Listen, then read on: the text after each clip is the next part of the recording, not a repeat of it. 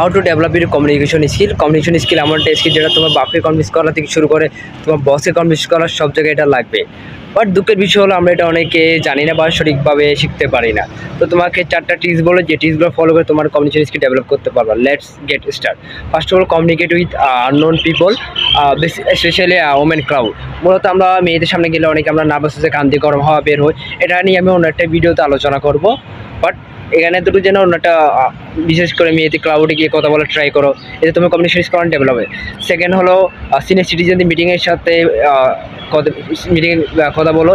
আমরা দেখা যায় অনেক, এতে তোমার কী হবে, ফর্মাল কমিউনিকেশন স্কিল অনেক ডেভেলপ হবে। আর 3 নম্বর যেটা হলো নিজে ভিডিও তৈরি করো।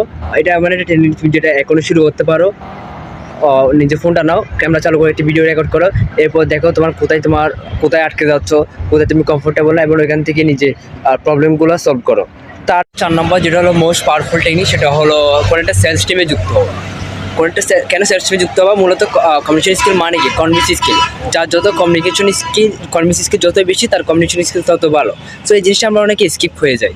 তো কোনো একটা সেলস টিমে কাজ করলে যেটা হবে কি, তোমার কনভিন্স করা শিখবে, রিয়েলি মানুষ কনভিন্স করা শিখবে, তোমার নেগোসিয়েশন করা শিখবে, এবং কাস্টমারদের সাথে কথা বলতে বলতে তোমার কমিউনিকেশন স্কিল একদম লেভেল আপ হয়ে যাবে। সো এই 4টা টিপস ফলো করে তোমার কমিউনিকেশন একদম রকেটের গতিতে বুস্ট আপ হবে।